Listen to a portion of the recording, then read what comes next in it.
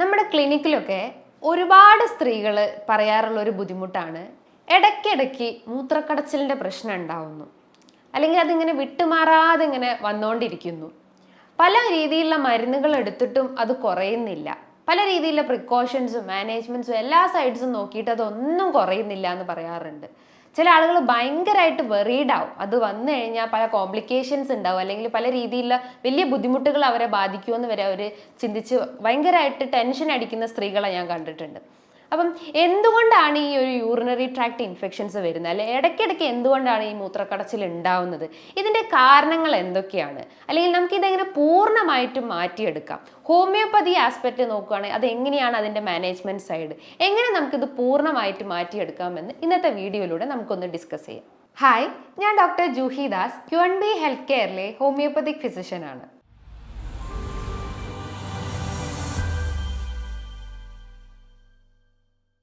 നമുക്കറിയാം, ഇന്ന് സ്ത്രീകളെ ഏറ്റവും കൂടുതൽ അലട്ടിക്കൊണ്ടിരിക്കുന്ന ബുദ്ധിമുട്ടാണ് ഈ മൂത്രക്കടച്ചിൽ എന്ന് പറയുന്നത്, അതായത് യൂറിനറി ട്രാക്ട് ഇൻഫെക്ഷൻസ്.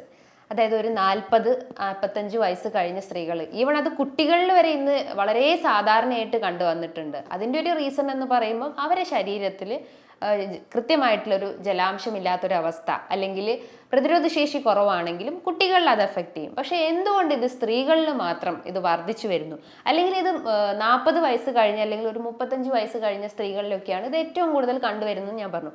ഇത് എന്തുകൊണ്ടാണ് സ്ത്രീകളിലെ മാത്രം ബാധിക്കുന്നത്, പുരുഷന്മാരെ ഇത് ബാധിക്കാറില്ലേ? ഈ ഡൗട്ട് എല്ലാവർക്കും തന്നെ ഉണ്ടാവാറില്ലേ? ഇപ്പം യൂറിനറി ട്രാക്ട് ഇൻഫെക്ഷൻസ് എന്ന് പറയുമ്പം സ്ത്രീകളിലെ, അല്ലെങ്കിൽ നോർമലി നമ്മൾ ആ ഒരു യൂറിനറി ട്രാക്റ്റിൽ ഉണ്ടാകുന്ന ഒരു ബാക്ടീരിയൽ കോളനൈസേഷൻ, അല്ലെങ്കിൽ ആ ഒരു ബാക്ടീരിയൻ്റെ ഓവർ ഗ്രോത്ത് കാരണം വരുന്ന ഒരു ബുദ്ധിമുട്ടാണ്. എസ്പെഷ്യലി ക്ലബ്സിയല്ല, അതേപോലെ തന്നെ ഈക്കോളൈ പോലത്തെ ബാക്ടീരിയാസ് ആണ് ഇത്തരം ഇൻഫെക്ഷൻസ് ഇങ്ങനെ ഇടയ്ക്കിടയ്ക്ക് നമുക്ക് ക്രിയേറ്റ് ചെയ്തുകൊണ്ടിരിക്കുന്നത്. അപ്പോൾ ഇതിൻ്റെ ലക്ഷണങ്ങൾ എന്ന് പറയുമ്പം അതിശക്തമായിട്ടുള്ള വേദന അനുഭവപ്പെടാം. ചില സ്ത്രീകൾ പറയും മൂത്രം ഒഴിക്കുമ്പോൾ തന്നെ ഭയങ്കര ഒരു പുകച്ചിലാണ് ഫീൽ ചെയ്യുന്നത്, അല്ലെങ്കിൽ മൂത്രം പോകുമ്പോൾ ഭയങ്കര ഒരു വേദന അനുഭവപ്പെടാറുണ്ട്. അതേപോലെ തന്നെ ചില ആളുകൾ പറയും നടുവേദന അനുഭവപ്പെടും, അതായത് ഭയങ്കര ഒരു ഭാരം, നടുവിന് എന്തോ ഒരു വെയിറ്റ് എടുത്ത് വെച്ചൊരു ഫീലിംഗ് ഉണ്ടാവാറുണ്ട്. ചില ആളുകൾ പറയാറുണ്ട് നമ്മുടെ ഫ്രണ്ട് റീജിയണിൽ, അതായത് അല്ലെങ്കിൽ വയറിൻ്റെ അടിഭാഗത്തായിട്ട് എന്തോ ഒരു വേദന ഫീൽ ചെയ്യാറുണ്ട്. വേദന എന്ന് വെച്ചാൽ ഒരു ഭാരം ഫീൽ ചെയ്യാറുണ്ട്. ചില ആളുകൾ വിചാരിക്കും എനിക്ക് ക്യാൻസർ ആണോ എന്ന് വരെ ചിന്തിക്കുന്ന രീതിയിലുള്ള വേദന അനുഭവപ്പെടാറുണ്ട്. ചില ആളുകൾക്ക് ഒരു പുകച്ചിൽ ഫീൽ ചെയ്യാറുണ്ട്. ഇതോടൊപ്പം തന്നെ ചില ആളുകൾ പറയും രാത്രി കാലങ്ങളിൽ ഇടയ്ക്കിടയ്ക്ക് ഇങ്ങനെ പനി വന്നുകൊണ്ടിരിക്കുന്നുണ്ട്, അത് ചില ഇങ്ങനെ വിറയലോട് കൂടിയിട്ടുള്ള ഒരു പനിയാണെന്ന് ചില ആളുകൾ പറയാറുണ്ട്. അപ്പോൾ ഇതിൻ്റെയൊക്കെ റീസൺസ് എന്ന് പറയുമ്പോൾ, അല്ലെങ്കിൽ എസ്പെഷ്യലി സ്ത്രീകളിൽ നോക്കുകയാണെങ്കിൽ ഇതിൻ്റെയൊക്കെ റീസൺസ് എന്ന് പറയുമ്പം നിങ്ങളുടെ ആ ഒരു യൂറിനറി ട്രാക്റ്റിൽ ഉണ്ടാകുന്ന ബാക്ടീരിയൽ കോളനൈസേഷൻ, അല്ലെങ്കിൽ ബാക്ടീരിയൻ്റെ അധികമായിട്ടുള്ള വളർച്ച കാരണമാണ് ഇത്തരം ഇൻഫെക്ഷൻസ് വന്നുകൊണ്ടിരിക്കുന്നത്. നോർമലി ആ ഒരു മൂത്രനാളിയിൽ ഒരു നോർമൽ ബാക്ടീരിയാസ് ഉണ്ട്, എന്നുവെച്ചാൽ അതിൻ്റെ ഒരു ഗുഡ് ഫങ്ഷൻ ആണത്. അതായത് അവിടുത്തെ ഇൻഫെക്ഷൻസ് അല്ലെങ്കിൽ ഇത്തരം ഇമ്മ്യൂണിറ്റീസിനെ പ്രതിരോധിച്ച് നിർത്താൻ വേണ്ടിയിട്ട്, അല്ലെങ്കിൽ റെക്കറൻ്റ് ആയിട്ടുള്ള ഇൻഫെക്ഷൻസിനെ പ്രതിരോധിച്ച് നിർത്താൻ വേണ്ടിയിട്ട് അവിടെ ഒരു ഗുഡ് ബാക്ടീരിയാസ് ഉണ്ട്.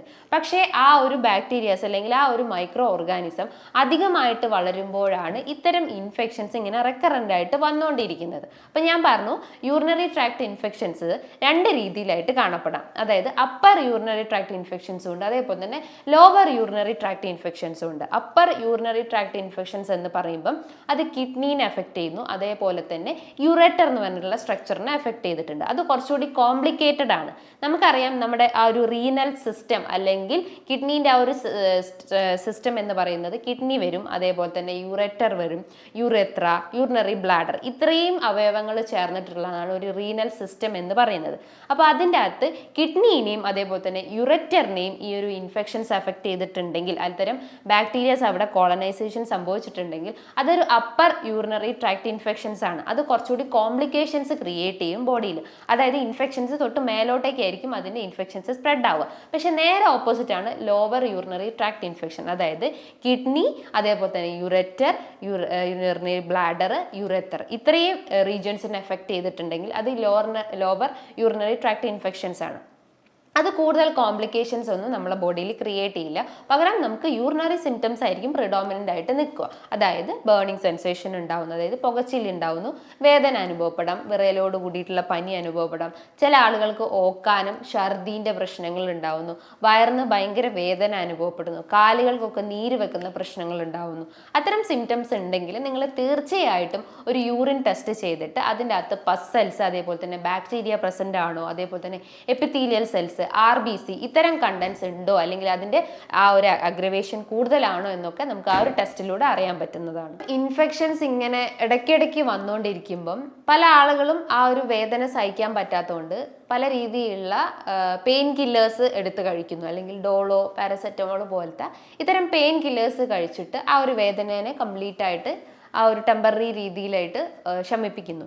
ഇങ്ങനെ ചെയ്യുമ്പം നമ്മുടെ കിഡ്നി ഡാമേജ് ആവുന്നു, അതേപോലെ തന്നെ ലിവർ ഡാമേജ് ആവുമെന്ന് നമ്മൾ ചിന്തിക്കാറില്ല. അപ്പം നമ്മൾ ഇത്തരം ഇൻഫെക്ഷൻസ് ഇങ്ങനെ ഇടയ്ക്കിടയ്ക്ക് വന്നുകൊണ്ടിരിക്കുകയാണെങ്കിൽ നിങ്ങൾ തീർച്ചയായിട്ടും ഒരു ഡോക്ടറെ കൺസൾട്ട് ചെയ്തിട്ട് അതിന് കൃത്യമായിട്ടുള്ള മരുന്നുകൾ തുടങ്ങേണ്ടതാണ്. കാരണം പല രീതിയിലുള്ള പ്രശ്നങ്ങളാണ് നമുക്ക് ഇത്തരം ഇൻഫെക്ഷൻസ് നമ്മളായിട്ട് തന്നെ കൺട്രോൾ ചെയ്ത് നിർത്തിക്കഴിഞ്ഞാൽ പ്രശ്നങ്ങൾ ഉണ്ടാവുന്നത്. അപ്പോൾ എന്തൊക്കെ കാരണങ്ങൾ കൊണ്ടാണ് ഇത്തരം ഇൻഫെക്ഷൻസ് അല്ലെങ്കിൽ ഇത്തരം ബാക്ടീരിയൽ ഗ്രോത്ത് നമ്മുടെ ബോഡിയിൽ ഇങ്ങനെ റെക്കറൻ്റ് ആയിട്ട് അല്ലെങ്കിൽ ഇടയ്ക്കിടയ്ക്ക് വന്നുകൊണ്ടിരിക്കുന്നത് നമുക്ക് ഇവിടെ ഒന്ന് ഡിസ്കസ് ചെയ്യാം. ആദ്യത്തെ തന്നെ സ്ത്രീകളിലാണ് ഇത് ഏറ്റവും കൂടുതൽ അഫക്റ്റ് ചെയ്യുന്നതെന്ന് പറഞ്ഞു. അതിൻ്റെ ഒരു റീസൺ എന്ന് പറയുമ്പം ഷോർട്ട് യുറേത്ര എന്ന് പറയുമ്പോൾ അതൊരു ട്യൂബുലാർ സ്ട്രക്ചറാണ്. അതായത് ഒരു ഫീമെയിലിൻ്റെ അകത്ത് അല്ലെങ്കിൽ നമ്മുടെ ബോഡീൻ്റെ അകത്ത് കാണപ്പെടുന്ന ഒരു ട്യൂബുലാർ സ്ട്രക്ചറാണ് യുറേത്ര എന്ന് പറയുന്നത്. പുരുഷന്മാരെ അപേക്ഷിച്ച് നോക്കുമ്പോൾ സ്ത്രീകൾക്ക് ആ ഒരു യുറേത്രൻ്റെ സ്ട്രക്ചർ വളരെ നേർത്തതാണ് അല്ലെങ്കിൽ വളരെ ഷോർട്ടാണ്. ആ കാരണം കൊണ്ടാണ് നമുക്ക് സ്ത്രീകൾക്ക് ഏറ്റവും കൂടുതൽ ഇത്തരം ഇൻഫെക്ഷൻസ് ഇടയ്ക്കിടയ്ക്ക് വന്നുകൊണ്ടിരിക്കുന്നത്. മറ്റൊരു പ്രധാനപ്പെട്ട ഒരു കാരണം എന്ന് പറഞ്ഞു കഴിഞ്ഞാൽ നിങ്ങളെ വാഷിംഗ് പ്രൊസീജിയർ, അതായത് നിങ്ങൾ യൂറിനേറ്റ് ചെയ്ത് കഴിഞ്ഞാൽ അല്ലെങ്കിൽ മൂത്രം ഒഴിച്ചു കഴിഞ്ഞാൽ നിങ്ങൾ വാഷ് ചെയ്യുന്ന ആ ഒരു പ്രൊസീജിയർ ഇംപ്രോപ്പർ ആയി കഴിഞ്ഞാലും ഇത്തരം ഇൻഫെക്ഷൻസ് വരാം. അതായത് നമ്മൾ വാഷ് ചെയ്യുമ്പോൾ എപ്പോഴും ഒരു ഫ്രണ്ട് ടു ബാക്ക് ആയിട്ട് വാഷ് ചെയ്യാൻ ശ്രമിക്കുക. അതായത് ആ ഒരു യുറേത്രയിൽ നിന്ന് ആനസ് റീജിയൻ അല്ലെങ്കിൽ മലദ്വാരത്തിൻ്റെ റീജിയനിലേക്ക് വാഷ് ചെയ്യാൻ ശ്രമിക്കുക.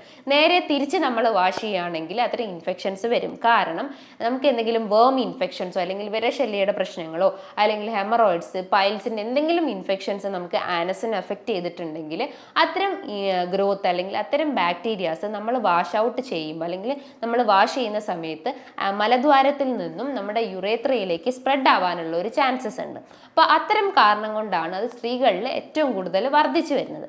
ഇനി ഇതേപോലെ തന്നെ മറ്റൊരു പ്രധാനപ്പെട്ട ഒരു കാരണം എന്ന് പറഞ്ഞു കഴിഞ്ഞാൽ നിങ്ങളുടെ ഇമ്മ്യൂണിറ്റി അല്ലെങ്കിൽ പ്രതിരോധ ശേഷി വളരെ കുറവാണെങ്കിലും ഇത്തരം ഇൻഫെക്ഷൻസ് വന്നുകൊണ്ടിരിക്കും. അപ്പം നമ്മുടെ ശരീരത്തിൽ എന്തെങ്കിലും പോഷകാഹാര കുറവുകളോ കാൽഷ്യം, മെഗ്നീഷ്യം, അതേപോലെ തന്നെ vitamin B12, vitamin C, vitamin D അടങ്ങിയിട്ടുള്ള ഭക്ഷണങ്ങളൊന്നും നമ്മൾ ഡയറ്റിൽ ഉൾപ്പെടുത്തിയിട്ടില്ലെങ്കിൽ ഈ ഒരു ഇൻഫെക്ഷൻസ് ഇങ്ങനെ ഇടയ്ക്കിടയ്ക്ക് വന്നുകൊണ്ടേയിരിക്കും. അപ്പോൾ നമ്മൾ ഇമ്മ്യൂണിറ്റി ബൂസ്റ്റപ്പ് ചെയ്യുന്ന ഭക്ഷണങ്ങൾ കഴിവതും എടുക്കാൻ ശ്രമിക്കുക.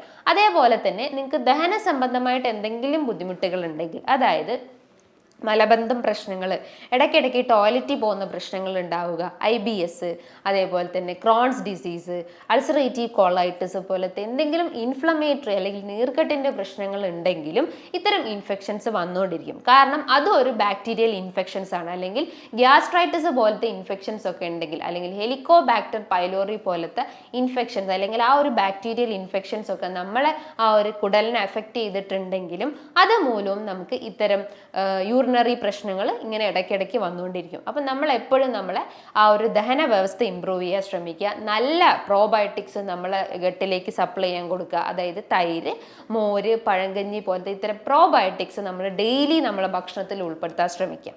അതേപോലെ തന്നെ ഇത് ഏറ്റവും കൂടുതൽ സ്ത്രീകളെയാണ് ബാധിക്കുന്നതെന്ന് പറഞ്ഞു. അതായത് ഒരു മെനോപോസ് അല്ലെങ്കിൽ ആർത്തവ വിരാമത്തിന് ശേഷം സ്ത്രീകളെ ഇത് ഏറ്റവും കൂടുതൽ ബാധിക്കുന്നുണ്ട്. അതിൻ്റെ ഒരു കാരണം എന്ന് പറഞ്ഞു കഴിഞ്ഞാൽ അവരെ വെജൈനൽ ഡ്രൈനസ് ഉണ്ടാവുന്നു. അതേപോലെ തന്നെ അവരുടെ ശരീരത്തിൽ ഈസ്ട്രജൻ എന്ന് പറഞ്ഞിട്ടുള്ള ഹോർമോണിൻ്റെ ഇംബാലൻസ് അല്ലെങ്കിൽ ഈസ്ട്രജൻ ഹോർമോൺസ് അവിടെ കുറഞ്ഞു പോയിട്ടുണ്ടെങ്കിലും ഈ മെനോപോസ് സ്റ്റേജിൽ അല്ലെങ്കിൽ ആർത്തവ വിരാമത്തിന് ശേഷവും ഇത്തരം ഇൻഫെക്ഷൻസ് ഇങ്ങനെ റെക്കറൻ്റ് ആയിട്ട് വന്നുകൊണ്ടിരിക്കുന്നു. അതേപോലെ തന്നെ സ്ത്രീകളിലാവട്ടെ പുരുഷന്മാരിലാവട്ടെ പ്രമേഹം നിങ്ങളെ ബാധിക്കും. ബാധിച്ചിട്ടുണ്ടെങ്കിലും ഇത്തരം ഇൻഫെക്ഷൻസ് വരും.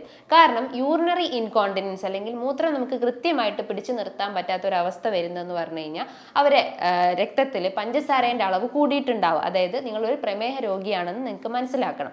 അതായത് നിങ്ങൾക്ക് ആ ഒരു ഡയബറ്റിക് നെഫ്രോപ്പതി പോലത്തെ കണ്ടീഷൻസ് നിങ്ങളെ അഫക്റ്റ് ചെയ്തിട്ടുണ്ടാവും. ഡയബറ്റിക് നെഫ്രോപ്പതി എന്ന് പറയുമ്പം ഇത്തരം ഷുഗർ കണ്ടന്റ് നമ്മളെ ബോഡിയിൽ അല്ലെങ്കിൽ ബ്ലഡിൽ ഇൻക്രീസ്ഡ് ആയിട്ടുണ്ടെങ്കിൽ അത് നമ്മൾ ആ ഒരു കിഡ്നി ഫിൽട്ടർ ചാമ്പർ അല്ലെങ്കിൽ കിഡ്നീൻ്റെ അകത്ത് സ്ഥിതി ചെയ്യുന്ന ഗ്ലോമർലസ് എന്ന് പറഞ്ഞ സ്ട്രക്ചറിനെ കംപ്ലീറ്റ് ആയിട്ട് ഡാമേജ് ചെയ്തിട്ടുണ്ടാവും. അപ്പോൾ അത് നമുക്ക് കൃത്യമായിട്ട് യൂറിൻ ഫിൽട്ടർ ചെയ്ത് പോകത്തില്ല. അപ്പോൾ അതുമൂലം നമുക്ക് ഇത്തരം ഇൻഫെക്ഷൻസ് ഇങ്ങനെ റെക്കറൻ്റ് ആയിട്ട് വന്നുകൊണ്ടേയിരിക്കും.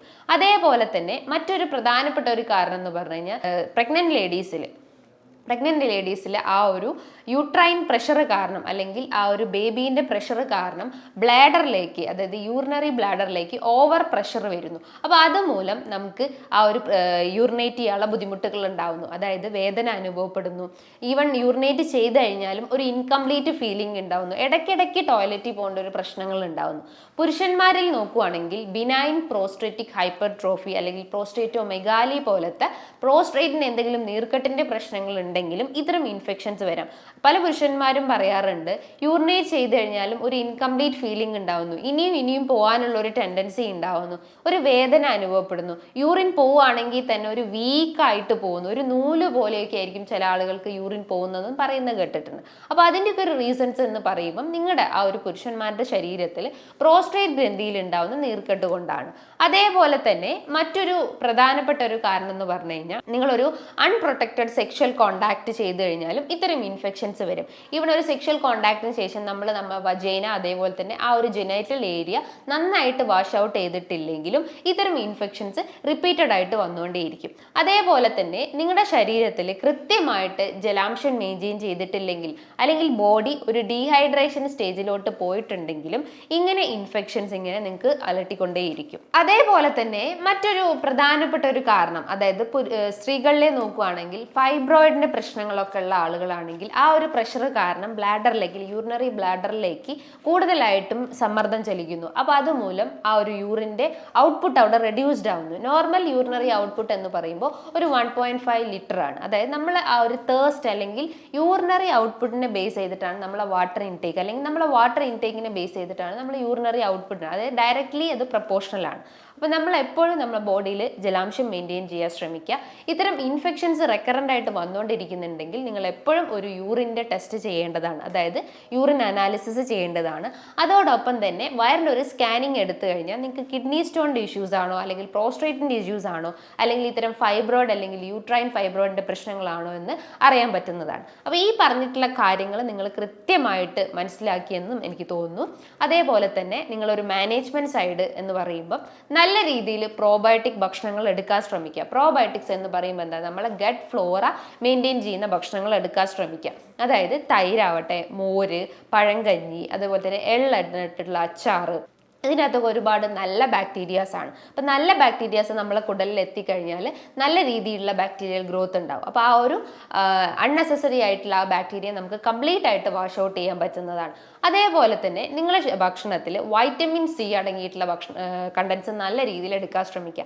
ഓറഞ്ച് ആവട്ടെ, മൊസംബി, അതേപോലെ തന്നെ ബെറീസ്, സ്ട്രോബെറി, മൾബെറീസ് പോലത്തെ അത്തരം സിട്രസ് ഫ്രൂട്ട്സ് നല്ല രീതിയിൽ എടുക്കാൻ ശ്രമിക്കുക. അതേപോലെ തന്നെ കൃത്യമായ അളവിൽ വെള്ളത്തിൻ്റെ അളവ് മെയിൻറ്റെയിൻ ചെയ്യാൻ ശ്രമിക്കുക. ഒരു 3 ലിറ്റർ വെള്ളം നമ്മൾ ഡെയിലി കുടിക്കാൻ ശ്രമിക്കുക. തിളപ്പിച്ചാറിയ വെള്ളം മാത്രം കുടിക്കാൻ ശ്രമിക്കുക. അതേപോലെ ഇടയ്ക്കിടയ്ക്ക് ഇങ്ങനെ ബ്ലോട്ടിങ് അല്ലെങ്കിൽ വയറ് വീർക്കുന്ന അല്ലെങ്കിൽ ഗ്യാസ്ട്രൈറ്റിൻ്റെ പ്രശ്നം ഇതിനോടൊപ്പം വരികയാണെങ്കിൽ നിങ്ങൾക്ക് ഒരു ഇന്റർമീഡിയറ്റ് ഫാസ്റ്റിംഗ് ചെയ്യുന്നതാണ്. ഈ ഫാസ്റ്റിംഗ് ചെയ്യും നമ്മളെ ബോഡിയിൽ എക്സസ് ആയിട്ടുള്ള ഫാറ്റിനെ നമുക്ക് കംപ്ലീറ്റ് ആയിട്ട് ബേൺ ഔട്ട് ചെയ്യാൻ പറ്റുന്നതാണ്. അതേപോലെ തന്നെ നിങ്ങൾ കട്ട് ചെയ്യേണ്ട ഭക്ഷണങ്ങൾ എന്ന് പറയുമ്പം അന്നജത്തിൻ്റെ അളവ് കുറയ്ക്കാൻ ശ്രമിക്കുക, അല്ലെങ്കിൽ ഒരു ഷുഗർ ഫ്രീ ഡയറ്റ് ഫോളോ ചെയ്യാൻ ശ്രമിക്കുക. നല്ല രീതിയിൽ പ്രോട്ടീൻ്റെ അളവ് വർദ്ധിക്കാൻ ശ്രമിക്കുക. അതേപോലെ തന്നെ ഫൈബർ ഇൻടേക്കും നമ്മളെ ഭക്ഷണത്തിൽ ഉൾപ്പെടുത്താൻ ശ്രമിക്കുക. ഈ പറഞ്ഞിട്ടുള്ള കാര്യങ്ങൾ നിങ്ങൾ കൃത്യമായിട്ട് ഫോളോ ചെയ്ത് കഴിഞ്ഞാൽ നിങ്ങൾക്ക് പൂർണ്ണമായിട്ടും ഇത്തരം ഇൻഫെക്ഷൻസ് വരുന്നത് കംപ്ലീറ്റ് ആയിട്ട് നമുക്ക് ക്യൂർ ചെയ്യാൻ പറ്റുന്നതാണ്. ഹോമിയോപ്പതി ആസ്പെക്ട്സ് നോക്കുകയാണെങ്കിൽ ഒരുപാട് മെഡിസിൻസ് ഇത്തരം കേസസിന് നമ്മൾ പ്രിസ്ക്രൈബ് ചെയ്യാറുണ്ട്. യുവാർസി, എപ്പസ്, കാൻഡാരിസ് പോലത്തെ അല്ലെങ്കിൽ ലൈക്കോപോഡിയം, സരിസപരില പോലത്തെ ഒരുപാട് മെഡിസിൻസ് ഇത്തരം കേസസിന് നമ്മൾ പ്രിസ്ക്രൈബ് ചെയ്യാറുണ്ട്. അത് കംപ്ലീറ്റ് ആയിട്ടുള്ള ക്യൂറും അതിന് കിട്ടിയിട്ടുണ്ട്. ഇനി ഇതുമായി ബന്ധപ്പെട്ട് നിങ്ങൾക്ക് എന്തെങ്കിലും ഡൗട്ടുകൾ ഉണ്ടെങ്കിൽ താഴെ കാണുന്ന നമ്പറിൽ കോൺടാക്ട് ചെയ്യാവുന്നതാണ്. നല്ലൊരു ഹെൽത്ത് ടോപ്പിക്കുമായി വീണ്ടും കാണാം. താങ്ക്